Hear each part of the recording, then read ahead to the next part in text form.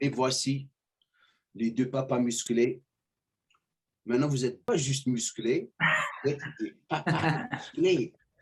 Ça me fait vraiment, vraiment plaisir de... Vous manquez tellement parce que... Ça fait longtemps. Ça fait longtemps. Ça fait combien de temps? 3 ans, je dirais. 3 3 ans. ans et demi même. En tout Et cas, qu'on n'est pas venu, ouais, ça fait longtemps. Toi, la dernière fois en France, c'était quand? parce qu'il a fait 2 heures de fente. Parce qu'il avait fait les 2 heures de fente sur le... à Venise.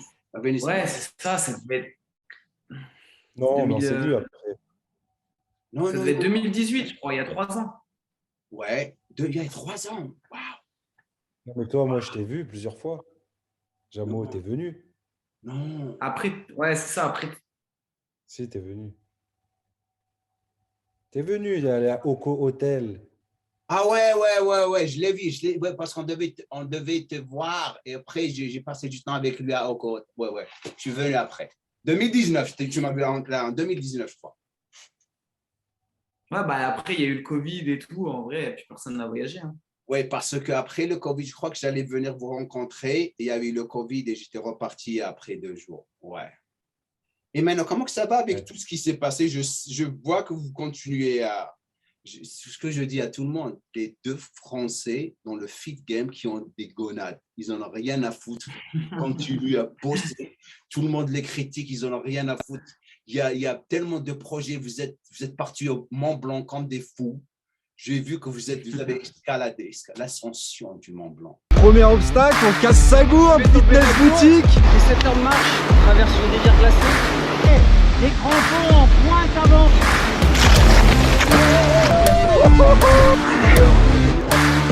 Vous êtes pas sérieux les mecs. C'est parti, on est le 24 août, préparation au Mont Blanc. Alors, faut que je vous explique. Oh, on n'est pas bien franchement là. Et donc là, on a fait la session photo. Vous voyez qu'il s'est rhabillé, hein, ce Fragilus. Est-ce que toi t'es torse nu? On voulait juste vous montrer, donc là, c'est ce qu'on appelle le couloir de la mort. En gros, c'est ça. C'est le couloir de la muerte. Ça s'appelle comme ça parce que vous avez beaucoup, ouais, avec mon doigt, je me croirais à Météo France. Beaucoup de pierres en fait qui chutent et donc ici le passage est dangereux.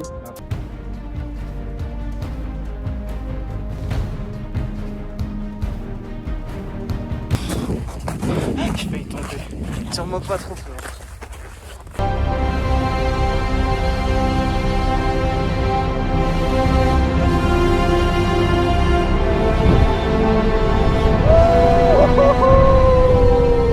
Eh bien sûr que ça filme, on est où là?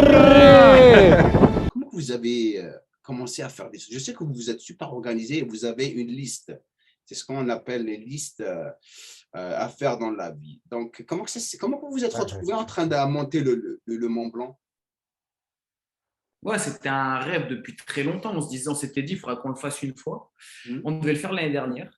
En fait, on avait tout prévu pour l'année dernière, mais pour fin septembre, ça a été repoussé parce qu'il y avait une mauvaise météo à mi-octobre. Mi-octobre, c'était annulé parce qu'il n'y avait plus de place après dans les refuges. Donc, on s'était dit, bon, bah, cette année, bah, tu as su, Alex, il faut opérer de la hanche, donc on ne peut pas faire trop tôt dans l'année. On s'est dit, dès qu'Alex, ça va mieux, on se fait ça au mois d'août. Voilà, c'est un vrai kiff. Hein, et ça vous a pris combien de temps? 2 jours. 2 jours. L'ascension, hein, la montée, 2 jours. Donc, pour les personnes qui sont ici pour la première fois, qui ne connaissent pas Alex et PJ de Bodytime, on pourra dire que Alex et PJ, c'était eux qui ont commencé la folie du Fresh Fit Game. Parce que pour les personnes qui sont en train de voir tout ça, moi, lorsque quelqu'un m'avait approché il y a 7 ans, 8 ans, hein, il me dit, hey, Jamo, pourquoi tu ne veux pas des vidéos en français? J'ai arrêté avec ton français. J'ai des problèmes, je suis stressé avec l'anglais, tu vas commencer à me faire chier, j'ai perdu mon français. Et après, à un moment donné, j'ai commencé à regarder les vidéos. Je suis parti en ligne, je commence à regarder musculation. Vous, c'était les premiers. Je me rappelle comment aujourd'hui. Il y avait vous et je crois qu'il y avait Rudy, je crois. C'est tout, il n'y avait pas autre personne. Hein. Et après, il y avait Nassi, je crois.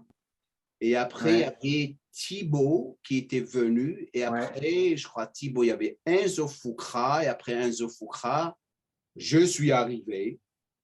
Et donc, vous avez déclenché la folie. Donc, c'est des original gangsters, the OGs, man, comme on dit. Donc, pour les personnes qui sont en train de me regarder, c'est des personnes que j'adore. Vous êtes des personnes que j'adore, que je respecte beaucoup parce que vous êtes tout le temps en train d'innover, de faire les choses. Vous êtes passé partout pour réussir et je vous vois maintenant papa. Et chapeau, la vérité. Donc, on revient au Mont Blanc. Donc, 2 jours pour l'ascension. Et comment c'était? C'était incroyable. D'après les vidéos que j'ai vu la vidéo. Enfin, je mets la vidéo au-dessous de ce podcast dès qu'on finit. Comme ça, vous allez voir les choses qu'ils font. Et comment c'était à la fin? C'était incroyable. Hein? Ouais, c'était ouf parce que… Vas-y. Ouais, je disais, ouais, c'était ouf parce que comme je disais, c'était quelque chose qu'on voulait faire depuis longtemps. Comme il a dit Alex, c'est 2 jours d'ascension. Après, on a eu 1 jour en fait de préparation, c'est-à-dire 1 jour un peu d'entraînement. 2 jours où on est monté et le dernier jour, on a fait que de la descente en fait. On a fait un 4e jour où tu fais vraiment que redescendre tout en bas à Chamonix. Et non, c'était vraiment kiffant. Après, on savait que physiquement, ça allait être dur. Ça a été le cas. On savait aussi que c'était faisable. Beaucoup nous ont dit, vous n'êtes pas assez préparés, vous n'êtes pas si… On savait que c'était beaucoup au mental, en fait. Ce qui manque malheureusement à beaucoup de gens, ils peuvent être préparés physiquement, mais mentalement, ils n'arrivent pas forcément à aller très loin dans l'effort. Nous, on savait que ça allait être dur. Après, quand on arrive en haut, on était content. Mais voilà, on va dire on était content. Et très vite, quand même, on s'est dit, OK, c'est quoi le prochain challenge? C'était sympa à faire. On ne va pas forcément essayer d'aller plus haut au niveau de la montagne. Ce n'est pas de faire un Himalaya ou quoi. Mais plutôt, OK, on a un autre challenge pour 2022. C'est quoi le prochain challenge? Ah, n'en parle pas pour l'instant, on s'entraîne. Ok, super. Enfin, on va commencer à s'entraîner, on ne s'est même pas entraîné encore. Qu'est-ce que j'allais dire? Ah bon, tu t'entraînes? Il y a toujours des challenges. Vous êtes parti en Thaïlande à faire des combats de Thaï. Je me rappelle, vous vous êtes préparé pour ça. Vous avez, c'est quoi l'autre challenge que vous avez fait? Je crois qu'il y avait, j'avais le challenge que j'ai fait. Enfin, moi, j'ai fait 3 heures de fente. Toi, tu avais fait combien de fente? Tu avais 3 heures, toi aussi? 3 heures, ouais. 3 heures, tu avais fait les 3 heures. La dernière fois que j'ai fait les fentes, c'était 3 heures. Ouais. 3 heures. Donc, on va commencer avec la musculation. Bien sûr, on ne va pas parler trop de musculation parce que c'est quelque chose qui nous a permis de devenir les personnes qu'on est devenues comme ça, aujourd'hui, pardon. Et notre but, c'est de vraiment inspirer les gens et les motiver à faire les choses dans leur vie. Et la musculation, ça aide beaucoup parce que ça vous donne… ça vous fait sentir ou vous donne la possibilité de faire les choses dans votre vie parce que lorsqu'on se sent physiquement bien, automatiquement, notre mental c'est connecté, tout est connecté. Vous avez le mental et vous avez le physique aussi. Donc, comment que vous avez commencé comment que vous vous êtes rencontrés au début? On va juste leur donner pour les personnes qui ne vous connaissent pas, comment que vous vous êtes rencontrés? Vas-y, PJ, après Alex, il parlera. Vas-y, comment vous vous êtes rencontrés tous les deux? Tout simplement à la fac pour être coach sportif. Tu sais, on a fait un BUS métier de la forme sur 2 ans à la fac de Lyon. Oui. Et donc, c'est là où on s'est rencontrés et qu'on est devenus potes avec… On était potes avec pas mal de gars, tu vois. On traînait un peu tous ensemble pendant les 2 années. Et c'est là vraiment où on a commencé à bien se connaître. Et comment que vous avez décidé à vraiment commencer YouTube et commencer cette folie que vous avez déclenchée en quelque sorte en France? YouTube, comment que ça a commencé, Alex? Pour YouTube, en fait, tous les deux, donc on coachait, on avait monté un club de sport en plein air, tous les deux, qui s'appelait Urban Training. On faisait des cours de fitness en plein air. C'était une association au début. Voilà, on avait fait grandir petit à petit. Chacun de notre côté, on coachait. On était aussi coach en salle, dans des salles de sport, dans plein de salles de sport. On était tous les deux de notre compte, chacun de notre côté. Et on avait ce club en commun.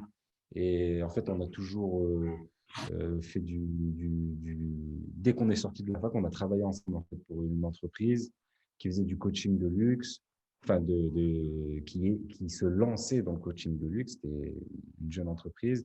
Nous, on était là pour trouver des clients. Donc, on faisait des séances d'essai, des échauffements, des étirements dans des clubs de golf, des centres équestres et tout. Et très vite, on a voulu faire notre truc à nous, mais très, très vite. Hein, au bout de quelques mois, on se rendait compte, tu vois, qu'on était toujours là-bas tous les deux à travailler. On perdait plus d'argent qu'on en gagnait. On a dit, bon, ben, on vient, on fait un truc. Et c'est pour ça qu'on a fait le club de sport en plein air. On coachait, comme je disais, on était dans des salles, chacun de notre côté, etc. Et puis petit à petit, on a mis des vidéos sur YouTube pour nos clients. On se disait de toute manière, si d'autres personnes voient ça, ça peut que nous apporter des clients, des gens qui voient et qui nous voient coacher tout ça. Donc, on faisait des séances d'entraînement. On a fait ça, on a commencé en 2012, hein, les premières vidéos d'entraînement.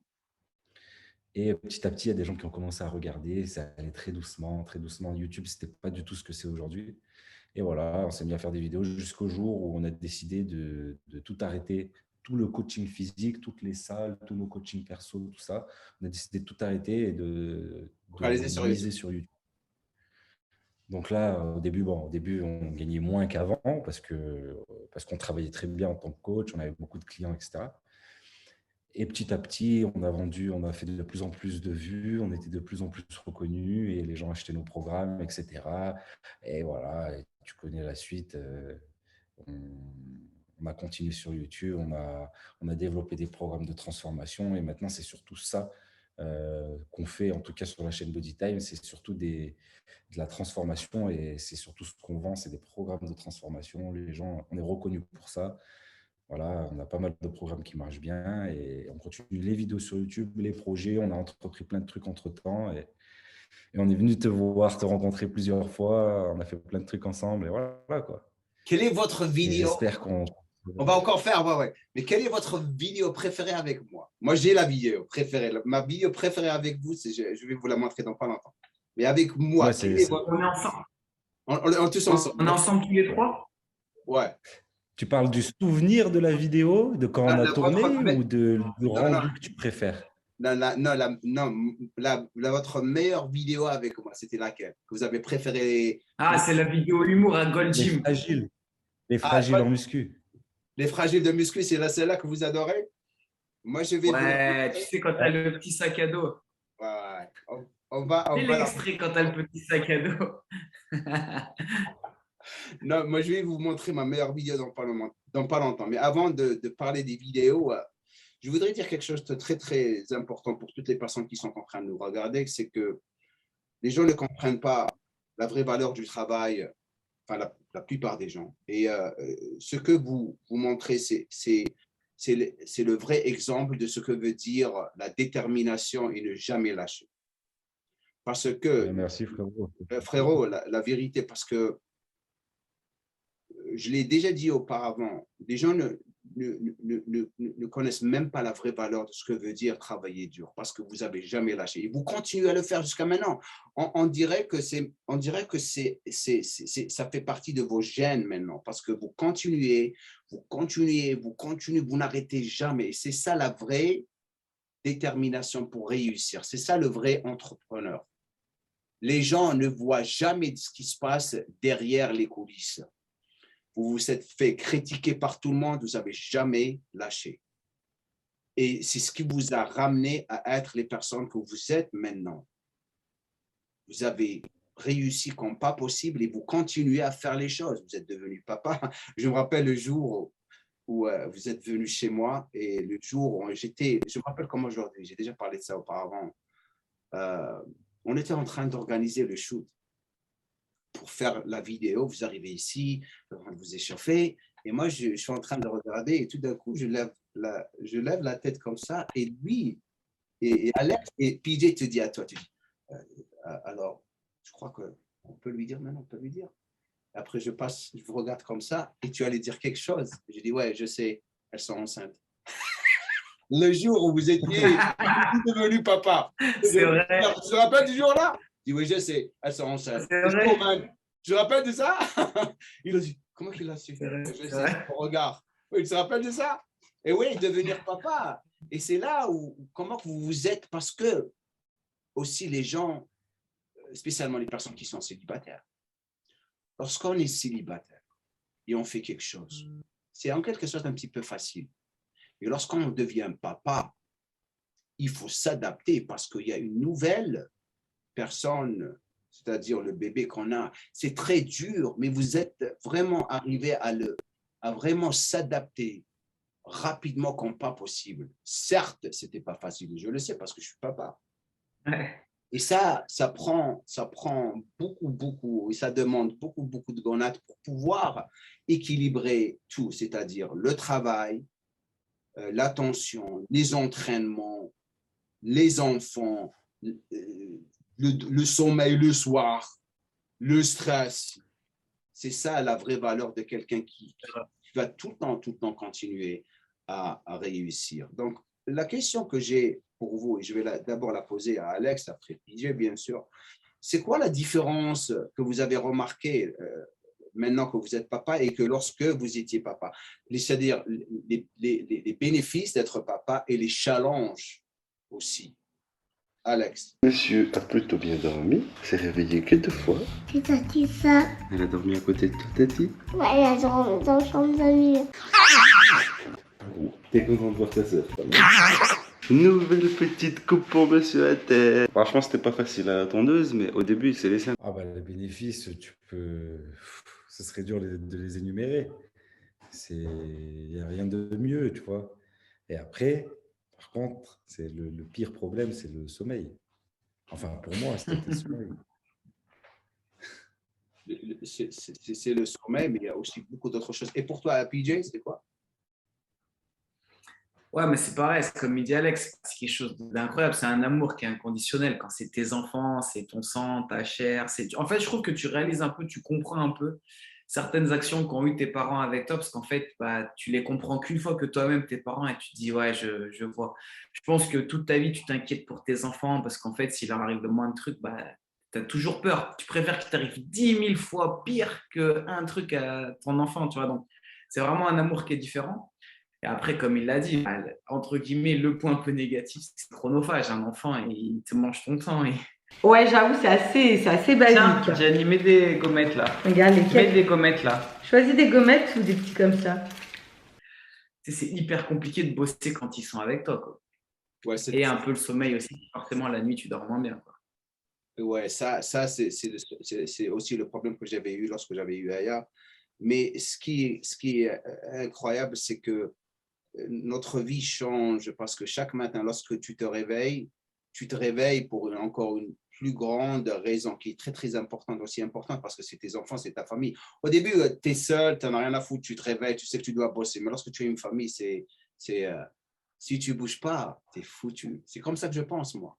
Et c'est ce qui nous permet de continuer à faire les choses qu'on est en train de faire. Donc, j'ai remarqué que est-ce que vous avez déménagé de l'entrepôt? Vous l'avez déménagé de Grenoble à Lyon maintenant? Vous êtes à Lyon? On a acheté un entrepôt entre Lyon et Grenoble. C'est entre Lyon et Grenoble. Donc c'est pas vraiment entre Lyon et Grenoble, c'est proche de Lyon, mais c'est en direction de Grenoble. Et on a acheté des entrepôts et on loue la moitié à des locataires et on utilise l'autre moitié. Une partie en bureau, une cuisine qu'on vient de nous poser là hier pour faire des vidéos de cuisine prochainement et des bureaux. Donc, qu'est-ce qui se passe? De toute façon, tu viendras voir. Oh, bien sûr, juste question de temps. On va parler de ça. On a fait une salle de muscu, on a fait une grande salle de muscu dans l'entrepôt. On a tous nos stocks de vêtements, le studio photo.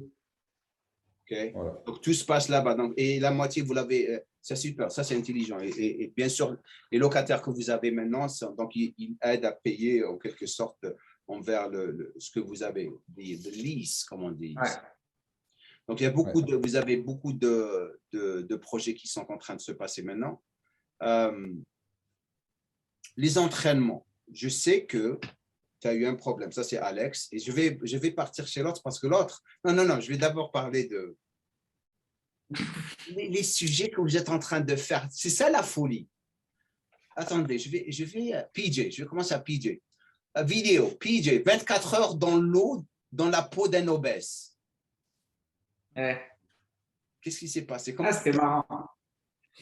Bah, tu sais, en fait, avec Alex, ça faisait, mais je pense, des années qu'on se disait que ça serait un bon thème de vidéo de se dire, OK, on teste un peu de vivre 24 heures ou 48 heures dans la peau d'une personne qui va être différente de nous. Donc, on a fait dans la peau d'une personne handicapée, un fauteuil roulant. Alex a fait aussi dans la peau d'une personne très âgée, tu vois. Et donc là, en fait, on a trouvé enfin un costume Bon, bah, tu as vu, c'est un truc qui est volumineux parce qu'à la base, on voulait vraiment quelque chose qui simule vraiment bien l'obésité, sauf que c'était très compliqué. Donc, j'ai mis du poids et après, j'ai juste mis le costume qui va autour, quoi. Et comment que c'était? Je crois que je faisais 150 kilos.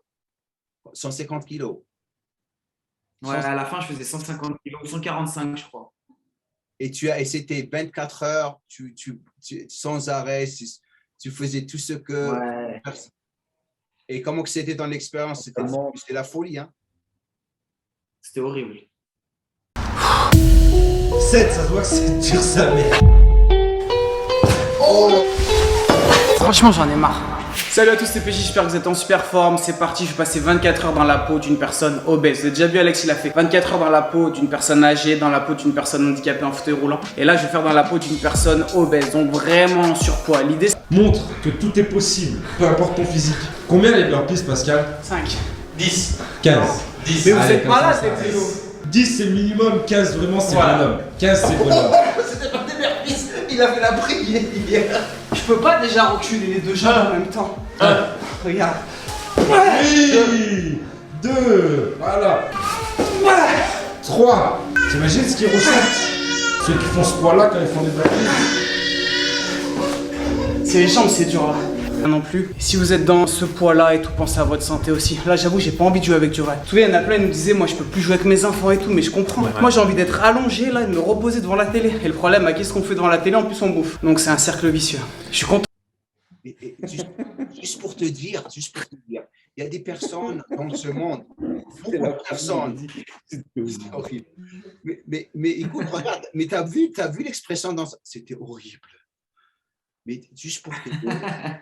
Non, sérieux, tu as fait ça parce qu'il y a beaucoup de personnes qui peuvent dire, ça c'est les personnes qui sont en train de se moquer des personnes qui ont un problème de poids, mais ils ne savent pas ce que les gens sont en train de passer par. Et faire des vidéos comme ça, je trouve que c'est super, super intéressant parce qu'on peut s'identifier à la personne. Et l'autre vidéo que tu avais faite, tu as mangé des œufs pendant combien de jours? Que des œufs pendant 7 jours. 7 jours, ouais. Des œufs. Alors ça, après... Non, je mangeais des légumes aussi après avec. Parce que sinon, pour le côté santé, j'avais peur un peu quand même. Ouais. Donc, j'ai fait 3 jours vraiment que des œufs. Et à partir du 4e jour, je mangeais des légumes en plus. C'était ratatouille ou tu vois. Et des œufs, combien d'œufs par jour? Au début, pas beaucoup. Franchement, ça m'écœurait vite, genre 15, 16. À la fin, je devais en manger 22, 25. Tu sais, à la fin, j'avais faim. Mais par contre, ça m'a fait maigrir. Hein. J'ai perdu du poids. Hein. Ouais, parce que tu ne manges pas de glucides, tes glycogènes, tes stocks de glycogène, ils sont complètement réduits. Ah ouais, non, à la fin, t'es plat, t'es vide. Je me fais rappeler le bon vieux temps des compétitions pro. Tu sais combien d'œufs j'ai mangé en un seul repas? Devinez. Je sais pas, une quinzaine, 15-20. 30 blancs d'œufs. 30. Ah ouais, mais en plus, moi, ça m'écoeure, ça me dégoûte. Tu sais, c'était comme ça. Parce que j'étais pauvre, j'avais pas de sous. C'était la seule source de protéines que je pouvais me permettre. 30. Ouais, elle est très bonne en même temps. C'est une bonne source de protéines, complète et pas chère, c'est vrai. Ouais, pas cher.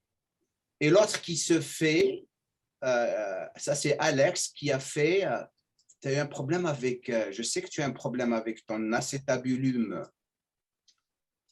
C'est-à-dire, alors l'acétabulum, dis-leur l'histoire, qu'est-ce qui s'est passé? Tu sais que je donne ton exemple, lorsque je fais mes formations, lorsque je parle de l'acétabulum, je parle de toi, le problème que tu avais eu, et j'envoie tout le monde à la vidéo. Sérieusement, c'est ce que je leur dis, allez voir la vidéo de Alex, dis-leur ce qui s'est passé. Bon, ça y est, c'est le grand jour, c'est l'opération, je suis tout prêt, je suis tout propre. Kibé. Rémi, regarde, t'as toute l'équipe. On va bientôt commencer.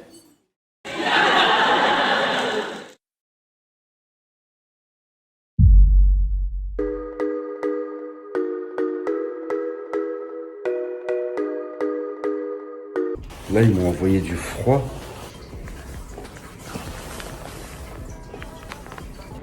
Et j'ai soif.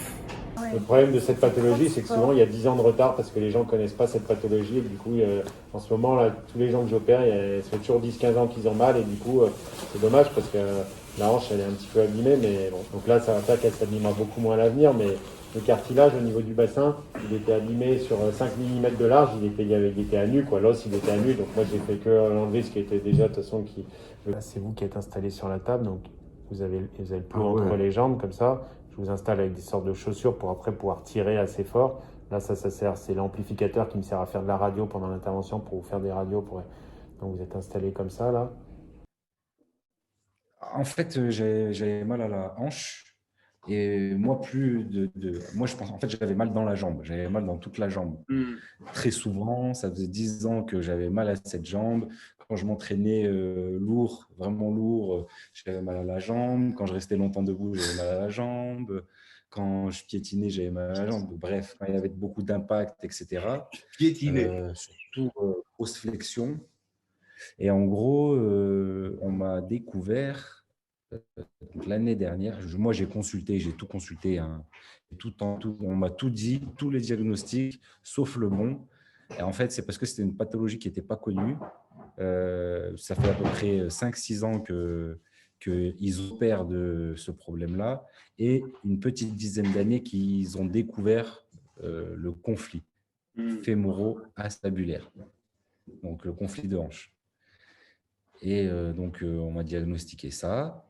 Donc, en gros, c'est un truc… Il y a plusieurs facteurs. Il y a la prédisposition génétique, c'est-à-dire ton squelette, comment il est formé. Il y a le sport que tu vas faire quand tu es jeune, surtout si tu fais beaucoup de sport à impact. Tu as justement ce cartilage-là de la hanche qui peut bouger et qui peut s'écraser. Et en fonction de ce que tu vas faire, si tu fais beaucoup de sport pendant l'adolescence, beaucoup de sport à impact et que tu as une prédisposition, tu peux déclencher ce conflit de hanche parce qu'après, à un moment donné, ton cartilage il va durcir, etc. Donc, j'ai eu mal pendant 10 ans. J'ai toujours eu un petit peu mal. C'était vivable, hein, mais voilà, j'avais toujours cette douleur-là. Et je me suis fait opérer en décembre, donc par arthroscopie. Et donc, c'était l'acétabulum qui m'ont raclé, qu'ils ont enlevé, un petit bout du cartilage aussi. Ils ont enlevé un peu des fragments d'os qu'il y avait parce qu'il y avait eu à chaque fois en fait, que je faisais des gros impacts ou des grosses flexions. J'avais le fémur qui tapait la hanche. Qu'est-ce que c'est? C'est la guerre là-bas. Elle est en train de vider le bruitage en même temps. Elle est en train de dire je suis là. Exactement. Je suis là. It's cool, man. Vas-y. Et voilà, j'avais le fémur qui tapait et en fait, petit à petit, ça te fait une calcification et plus le temps passait, plus la calcification elle grossit et moins tu as d'amplitude.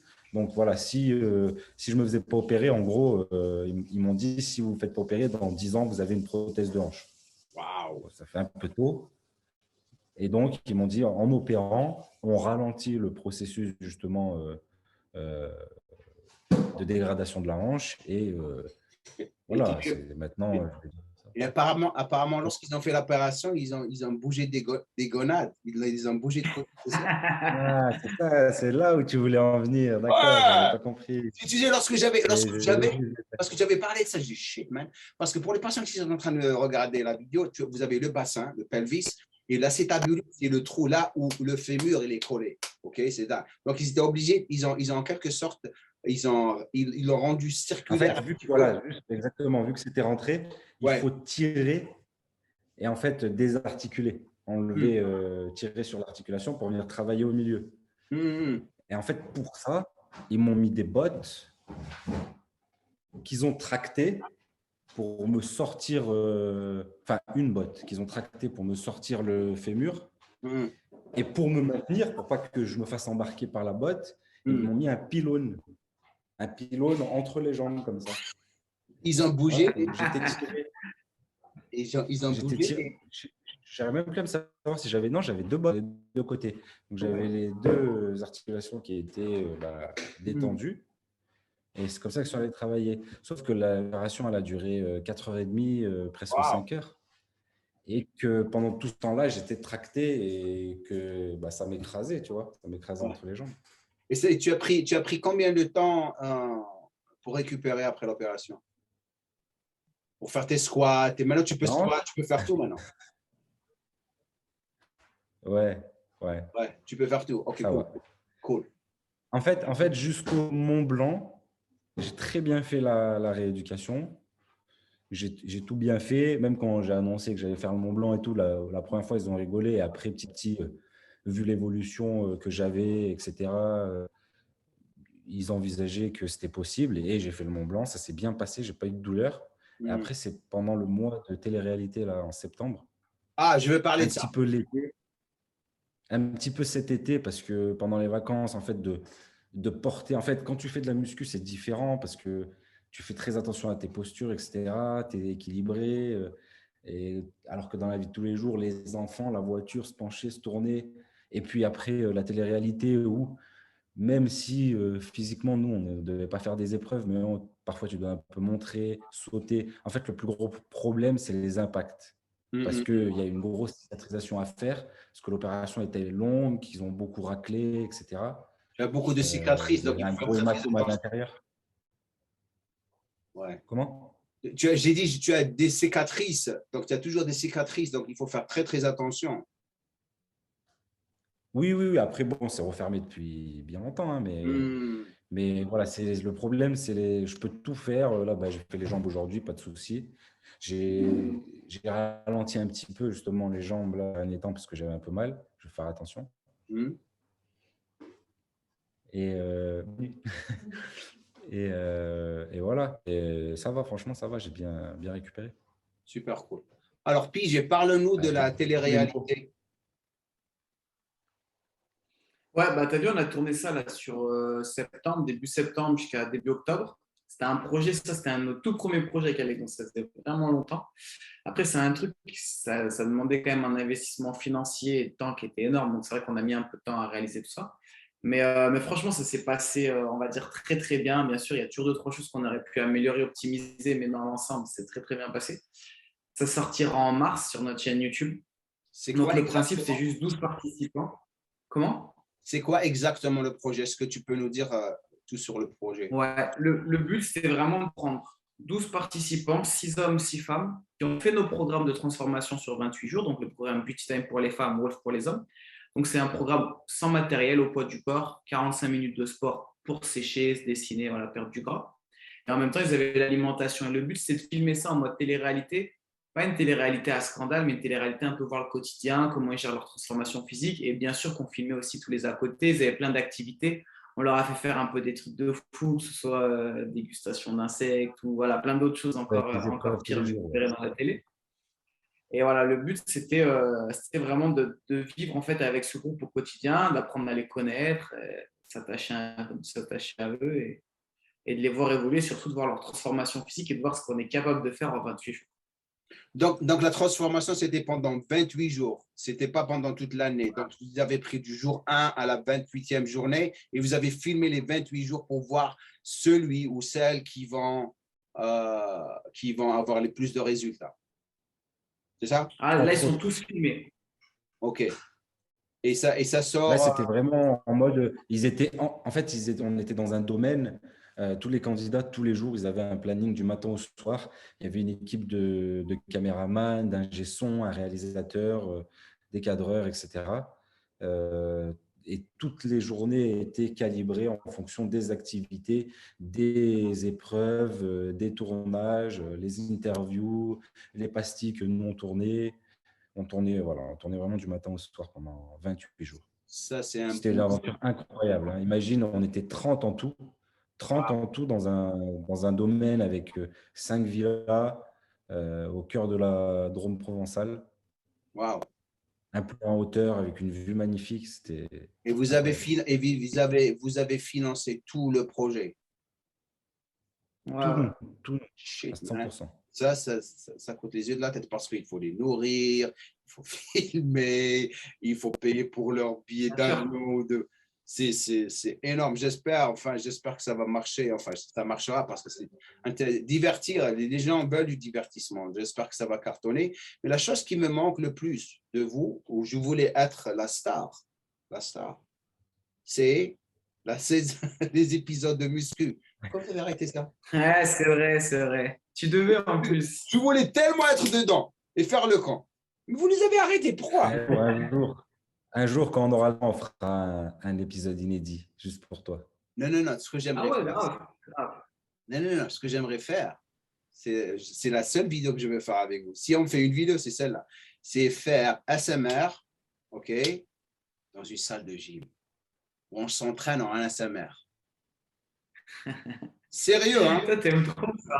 J'adore. Moi, je suis Imagine, et tu rentres et tu arrives, tu es en train de faire le coucher et tu assistes doucement, fais les exercices doucement.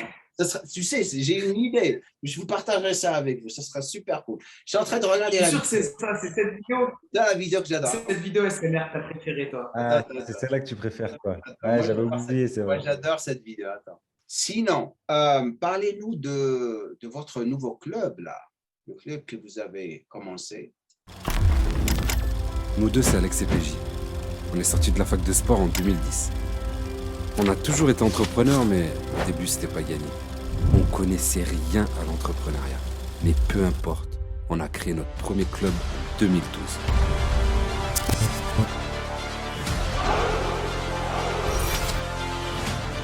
En même temps, on s'est lancé sur YouTube. Et à l'époque, personne n'y croyait. Et bienvenue sur la première vidéo de présentation de Bodytime Express. On a créé Bodytime et les premiers programmes de fitness en vidéo. Et on a transformé des centaines de milliers de personnes. On a créé 2 marques de vêtements.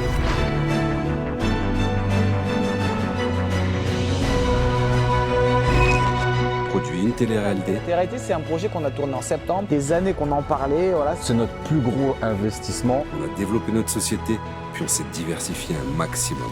Quand est-ce que tu vas t'arrêter? Sans doute jamais. Alors oui, on s'est loupé quelques fois. Oh non! Gagné le plan de l'idée, c'est pas possible! Mais on a réussi souvent. Sur le toit de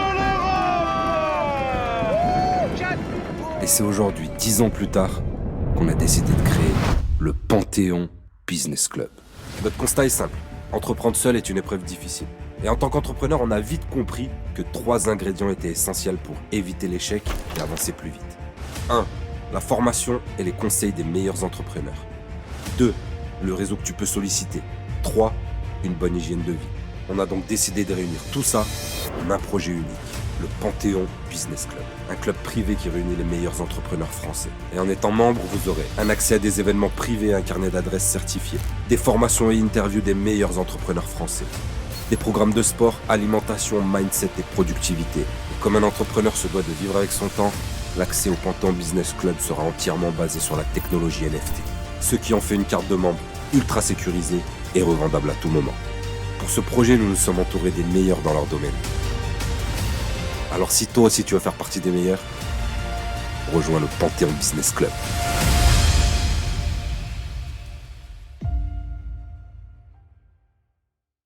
Je veux parler de Panthéon Business Club. Parlez-nous de ça. Yeah. Ça, c'est un très, très gros projet. Donc, en fait, on est en train de créer un club privé. Donc Panthéon Business Club, comme tu l'as dit, un club privé d'entrepreneurs. OK. Voilà, le but, c'est de leur donner accès à un maximum de formations. Vas-y. Vas-y, pardon. Vas-y, continue. Le but, c'est de leur donner accès à un maximum de formations, des meilleurs dans leur domaine, dans tous les domaines qui touchent au business, en tout cas un maximum. On va fournir beaucoup de formations dans beaucoup de domaines pour aider les gens à entreprendre. Il y aura du développement personnel aussi. Il y aura.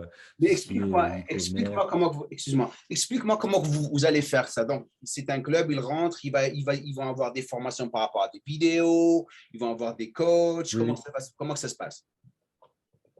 Bah alors là, justement, il y aura des vidéos en formation, beaucoup de vidéos en formation, plein de domaines différents.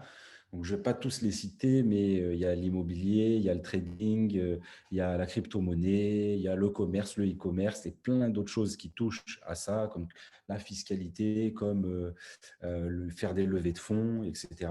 Donc, beaucoup de formations, beaucoup d'interviews aussi inspirantes, de success stories, de personnalités qui ont réussi à monter des grandes choses. Un carnet d'adresses aussi qui regroupera tous les besoins qu'a un entrepreneur en gros pour développer son business rapidement et sûrement, sans perdre de temps. Ce carnet d'adresses, il pourrait être aussi les membres pourront l'intégrer s'ils ont une plus-value à ajouter, s'ils ont une compétence à apporter au club. Le but, c'est que dans ce club-là, on tire tout le monde vers le haut, tout le monde se tire vers le haut, tout le monde s'entraide, qu'il y ait des connexions entre les entrepreneurs, qu'il y ait des échanges de compétences, que voilà, qu'on développe au maximum tous les réseaux au sein du Panthéon Business Club. Voilà, j'ai parlé du carnet d'adresse. Il y aura aussi une certaine somme d'argent qui sera, on ne peut pas encore le dévoiler là, mais qui sera donnée à certains des entrepreneurs pour développer leur business. Et tout ça, ça se fera sous forme d'une carte de membres en NFT. Donc, les NFT qui sont faits grâce à la blockchain, des NFT qui sont des œuvres d'art numériques. C'est très sécurisé, c'est pour ça qu'on veut les utiliser. C'est la technologie, en tout cas, du futur. C'est une des technologies du futur. Et on fait partie des premiers à l'utiliser, cette technologie, dans un vrai but de sécuriser un club privé et apporter beaucoup de connaissances à tous ceux qui pourront en faire partie. Je trouve que c'est super cool. Je vais dire pourquoi. Pour les gens qui sont en train de regarder, ce qui va vous inspirer à réussir dans la vie, c'est le milieu là où vous allez être. Exemple, parce que vous vivez dans un environnement très social. Par exemple, en France, c'est très social. Ils encouragent le social, pas les personnes qui veulent devenir entrepreneurs ou faire les choses dans la vie. Donc, les gens travaillent toute leur vie pour devenir salariés. C'est ce qu'ils savent dans la vie. Ils connaissent, je travaille pour devenir salarié, travailler pour quelqu'un d'autre. Cette situation, lorsque vous organisez un milieu où tout le monde s'entraide et partage leur savoir, les gens vont plus avoir la détermination de réussir et ne pas trop dépendre sur le social. C'est ça le plus grand problème qu'il y a en Europe en ce moment, sérieusement. Regardez votre cas. Vous n'avez pas peur de vous aventurer, mais il y a beaucoup de personnes qui ont peur de prendre de risques. C'est pour ça que vous êtes en train de réussir. Et je crois qu'ouvrir un club comme ça, où vous montrez les choses, où vous apprenez aux gens et connecter les gens ensemble pour devenir comme vous, pourquoi pas? Je trouve que c'est une super idée. Super idée. Merci frérot. Merci d'ailleurs. Et bien sûr, on t'en a parlé. Bien sûr, on t'en a parlé. On aimerait que bien sûr que tu apportes ta contribution aussi. Tu n'as pas besoin, vous n'avez pas besoin de me le demander. Je suis toujours ici pour vous. Tout ce que vous voulez, je vous supporterai. Je serai toujours ici pour vous parce que je vous connais votre valeur. Je sais ce que vous êtes vraiment. Je suis en train de parler à un coach qui m'a appelé ce matin. Et c'est un coach qui a fait ma formation de coach, super gentil. On parlait, je lui avais dit que j'allais faire ce podcast avec vous. Il m'a dit, je les adore. Je les adore. Il m'a dit, ils sont super. Il m'a dit, ils m'inspirent pour faire les choses que je veux faire. Et je lui dis directement, ne deviens pas esclave du système. Regarde-les.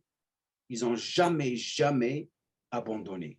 Regarde où est-ce qu'ils sont. Alors, c'est qui Vince? Alors, ça, c'est une de vos vidéos. On va les montrer rapidement. Ça, c'est qui? Qu'est-ce qui s'est passé ici? Ah bah ça, tu sais, nous, en fait, avec PJ, on a chacun un petit... comment dire? On partage notre programme avec nos soldats. Okay. Donc, on a des abonnés à nos programmes tous les mois. Nous, on s'entraîne, on s'est toujours entraîné en changeant de programme tous les mois. Tous les mois, on change de programme et il y a une Army PJ, une Army Alex. Ça, c'est un des membres de l'Army Alex. Donc, c'est un gars qui s'entraîne avec mon programme, avec ma diète aussi, mes conseils, etc.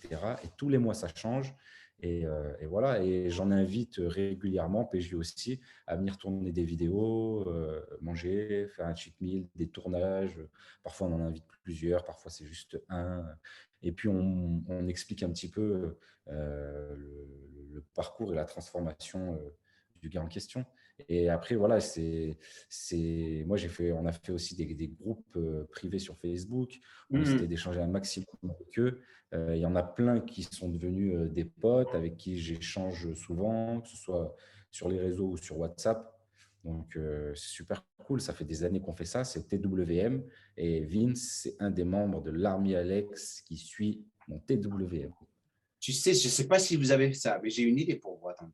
Est-ce que vous avez pensé à faire une vidéo, ton élève contre son élève qui s'entraîne dans une vidéo, et c'est en quelque sorte un challenge, celui qui tient le plus. Ouais, c'est pas mal du tout. Vous avez déjà fait ça? On a déjà pensé, mais c'est vrai qu'on ne l'avait jamais fait et on y a Ton élève contre ton élève, ça serait une super idée. Direct, c'était le rire. Alors là, moi, ça, c'est ma vidéo préférée. Ah, j'avoue, je l'avais oublié aussi. Ouais. C'est possible.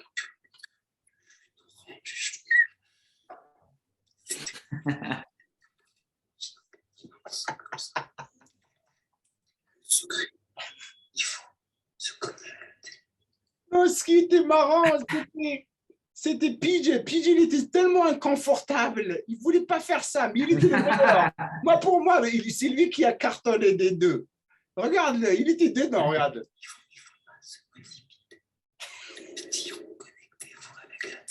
Connectez-vous avec la dinde. Ah, on avait rigolé, ouais.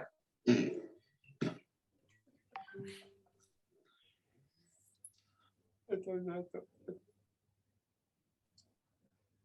Là, 3. Le pire, je crois, c'était à la fin, quand on était tous les trois, on n'arrivait pas à rester sérieux.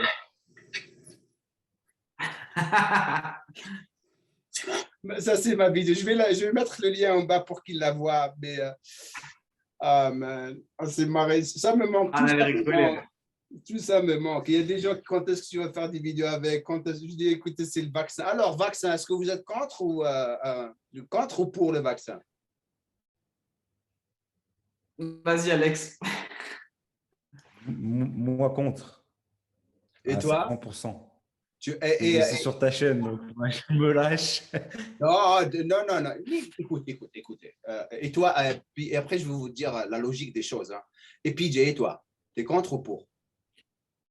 Moi, je suis pour la vaccination. Tu as le droit de te faire vacciner. Contre, par contre, le fait que ce soit une obligation. Mal dit. Que tu vois que je veux dire, tu vas aller au resto, tu dois être vacciné, qu'ils aient mis un pass sanitaire, qu'on nous ait pris pour des cons, tu vois, et qu'au final, ils nous sortent un vaccin et nous disent maintenant que vous n'avez pas le choix.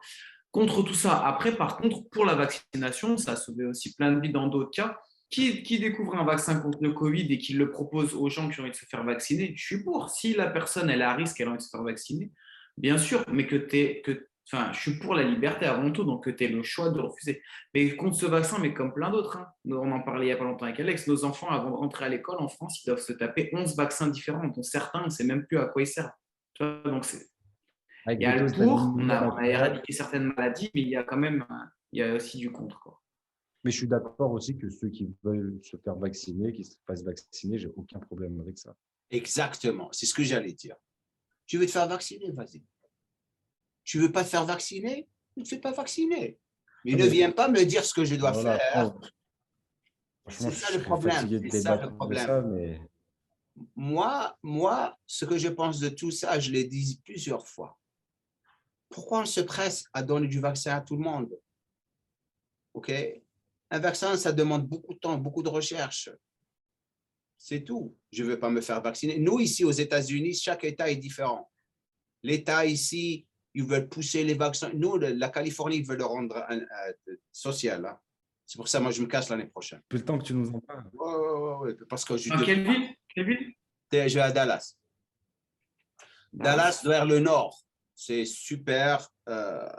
Parce qu'on devait acheter une maison. Je crois que je vous ai dit, on devait acheter une maison ici. Mais pour ce que je veux, La maison, ici, elle coûte 1,5 million. Là-bas, c'est 420 000 $. Tu as une maison incroyable. Mais pas juste ça. Il y a les taxes, il y a la liberté de l'expression. Comme exemple, dès qu'ils ont commencé les mandats de vaccin, le gouverneur du Texas, parce que chaque État a plus de puissance que le gouvernement des États-Unis. Ils ont plus de puissance, plus de contrôle que le gouvernement. Donc, par exemple, Biden, il vient ici, demande les mandats, il faut se vacciner. Les républicains lui disent ça, F you. Les autres, oui, OK. Tu ne peux pas venir. Alors, comme par exemple Texas, Floride, le Texas, dès qu'il a commencé avec les mandats, vaccination, directement, le gouverneur du Texas, il a fait sortir une loi. Chaque compagnie qui demande à une personne d'être vaccinée recevra une amende de ma part de 50 000 $. Si vous avez la chance de passer 5 minutes avec quelqu'un célèbre, mort ou vivant, hein, Alex, quelle personne vous aimeriez passer 5 minutes avec et quelles questions vous allez lui poser? Mort ou vivant?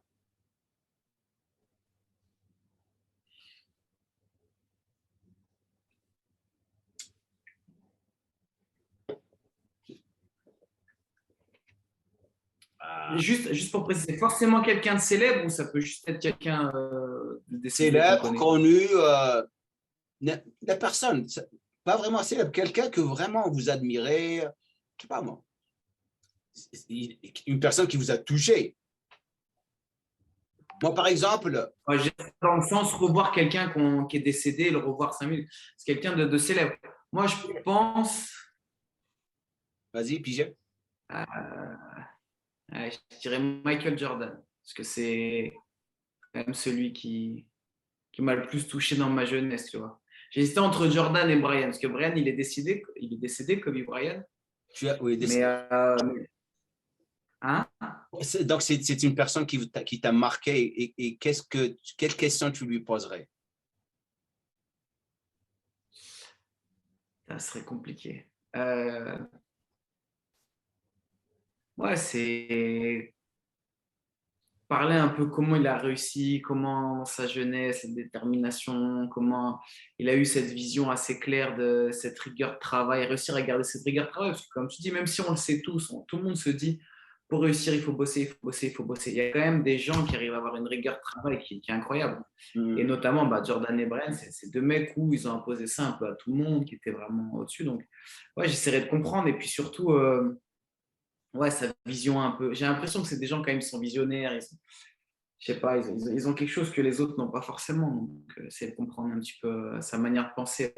La chose qu'ils ont, qui les rend différents des autres personnes, c'est le travail et une vision qui était très, très claire pour eux. C'est comme la vision que vous avez en ce moment. J'ai une vision, vous avez une vision. Mais des fois, elle est claire, elle est floue. Elle est claire, elle est floue. Mais on continue. Eux, c'était clair du moment où ils ont commencé. Bon. Et toi, Alex? Et toi, Alex? Pas du tout, frérot. Je ne sais pas du tout. Arrête. Il n'y a pas une personne. Moi, je sais. Moi c'est Mohamed Ali. Je ne suis pas vraiment fan d'une personne. Je n'ai pas une personne que… Je sais pas la musique, regarde, la musique. Tu adores la musique. En personne célèbre, c'est très compliqué, ouais. Je ne saurais vraiment pas… Ok. Je vais réfléchir, frérot. Vas-y, il n'y a pas de souci. Ce n'est pas la première fois qu'on me la pose et je ne sais pas répondre. Là, comme ça, je vais essayer de trouver. Okay, pas de souci. Pas de souci. On va faire un autre podcast. Et lorsque tu retrouves, on fera un podcast. Peut-être qu'à la fin de celui-là… À la podcast, on va… Non, je plaisante. Ton papa, il habite avec toi en ce moment. Il est à Grenoble. Il a déménagé de l'Italie. Oui, ça fait quelques années. Ça fait pas longtemps après que ma fille elle soit née. Super. Et j'ai vu, je crois que j'ai vu dans une de tes vidéos que tu allais ouvrir une pizzeria avec ton papa. C'est ouvert déjà? Pas encore. Pas encore. Mais vous allez ouvrir une pizzeria ensemble? Courant 2022, ouais. C'est surtout lui. Hein. Moi, j'ai monté le projet avec lui, mais après, c'est surtout lui qui va… Ah, super. Super. Super, super. Qu'est-ce qui vous fait peur dans la vie le plus, PJ? Qu'est-ce qui te fait peur le plus dans la vie? Bah, c'est perdre quelqu'un, tu vois, perdre un proche. Le pire, c'est de perdre un enfant. Enfin, il n'y a pas de pire dans la douleur, je veux dire, mais voilà, tu as compris, perdre un proche, quoi. C'est bizarre, spécialement lorsque tu as un enfant. Hein. Vous n'avez pas remarqué une chose? Tu regardes tes enfants et c'est la seule chose à qui je pense, c'est tout le temps ça, perdre ma fille. Chaque jour, tu sais, des fois, tu te dis... Ouais, parce que... Vas-y. Non, j'allais dire, j'ai pas vraiment de peur. Tu sais, je veux dire, c'est sûr que si tu me mets dans une fosse avec que des serpents et tu me fais nager avec des requins, voilà, je ne vais pas faire le mec rassuré, j'ai pas peur ou courir, enfin, être coursé par un lion. Voilà. Mais on va dire la seule angoisse où vraiment c'est un truc que tu te projettes et c'est la seule angoisse que j'aurais, c'est ça en fait, c'est de te dire, parce que c'est quelque chose que tu ne contrôles pas. Te retrouver dans une fosse avec des serpents, bon, la proba, tu peux l'éviter, on va dire. Tu vois, là, c'est des choses que tu ne contrôles pas. Et comme on disait tout à l'heure, toute ta vie, je pense, tu as peur pour eux. Je veux dire, que ce soit tes enfants, mais même tes proches, tu n'as pas envie de perdre un ami proche, ta famille. Voilà, c'est des douleurs forcément qui sont horribles. Et toi, la même chose, Alex? Ah oui, bah, bien sûr. Hein. Il n'y a pas pire. Hein. Il n'y a pas pire. Après, c'est pareil, j'ai pas de phobie, j'ai pas de peur spéciale, tu vois. J'ai pas peur d'un animal en particulier ou c'est juste ça. La santé, notre famille, la mienne aussi, bien sûr. La famille et les amis, quoi. Donc, le futur, comment que vous voyez le futur? Bien sûr, vous avez tous ces projets. Dans 10 ans, comment... Le Panthéon Business Club, c'est quand même une grosse partie du futur. On pense et on espère. On y croit vraiment à fond et il y a un gros engouement autour de ça. Voilà, Moi, je trouve que tout se passe très bien pour l'élaboration du projet. Je trouve que c'est et c'est vraiment le plus important du moment. Et comme tu l'as dit, là, les projets du futur, bah, il y a la télé-réalité qui sortira en mars. Il y a un nouveau programme Wolf et Beauty Time avec du matériel qui arrive. Voilà. Hein. Et vous avez... Et plein d'autres projets. On a le défi qu'on aimerait réaliser cet été. Je pense que jusqu'à juin, juillet, chaque mois, on a un gros projet qui va sortir. Donc, cool. Ça va être très chargé. C'est ce qui nous garde motivés pour faire les choses dans la vie. C'est vraiment de foncer et faire les choses. Des fois, la plupart des gens pensent que il faut que je fasse les choses d'une certaine manière pour réussir, alors que ce n'est pas le cas. Foncez, vous allez vous casser la gueule et vous allez corriger. On se casse tous la gueule. Des fois, tu commences un projet et tu dis, je vais cartonner, et devine quoi? Rien. Crickets, comme on dit chez nous. Cricket, tu ne vas rien entendre, tu ne vas rien avoir. Eh bien, tu continues, et tu continues, et tu continues jusqu'à ce que tu trouves quelque chose qui bang. Parce que la plupart des gens qui ont réussi dans n'importe quoi, c'était par rapport à une chose. Ils ont essayé beaucoup de choses et tout d'un coup, ils font la chose, boum, et ils réussissent. Et vous êtes passé par beaucoup de choses. Je suis passé par beaucoup de choses, comme par exemple, lorsque j'avais fait mon application, je croyais que j'allais cartonner, j'ai bien commencé et devinez quoi? Eh bien, ça n'a pas marché. J'étais obligé de la fermer. Vous avez toujours l'application ou vous l'avez enlevée? Ouais, on a toujours. Ouais. Oui, on a toujours. Ouais, moi, j'ai été détruit par Apple parce que vous l'avez pas sur Google et Apple Platform, vous l'avez pas aussi. Si on l'a, mais je pense que en tu vois, on n'a pas développé. C'est pas le même style d'application que toi. C'est pas du tout le même principe. Nous, c'est une application. C'est une application où dessus tu peux suivre nos programmes de transformation. Moi, c'était tu peux tout faire. Quoi. Ouais. Enfin, l'essentiel. Toujours un plaisir. On refera encore plus dans le futur, spécialement lorsque. Ce qui serait super cool pour les personnes qui sont en train de nous regarder, c'est que je sais que la plupart qui sont restés jusqu'à la fin suivent ce qu'on fait et veulent vraiment s'inspirer de nous et faire les choses Ce club que vous avez, je crois que c'est une super bonne idée. C'est même dans le futur, lorsque ça commence à vraiment prendre de l'ampleur, on peut faire des séminaires, on peut faire des rencontres, on partage tout avec Bien les sûr, c'est le but. Ouais, parce qu'il y a des coachs, il y a des gens dans l'immobilier, il y a des gens qui veulent vraiment vouloir. C'est prévu, hein, c'est prévu tout ça. Ouais, on fera. Moi, je suis très, très ouvert pour partager mon expertise avec les gens et rencontrer des gens et aider quand vous êtes en train de le faire. Et doucement, doucement, l'oiseau fait son nid, comme vous dites. Voilà. Donc, merci d'avoir pris le temps de faire ça avec moi. Super gentil. OK. Et on avec plaisir, frérot. Quand tu as j'espère... besoin, quand tu veux. Merci. Ouais, merci. Donc, laissez-nous un commentaire en bas. Dites-nous ce que vous pensez de tout ça. Donc, je vous invite à vous abonner à leur chaîne et de les suivre sur Insta, sur YouTube. Et je mettrai les liens au-dessous. Et comme on dit à la fin de chaque vidéo, comme vous dites, gardez la pêche. Et de ma part, c'est le good.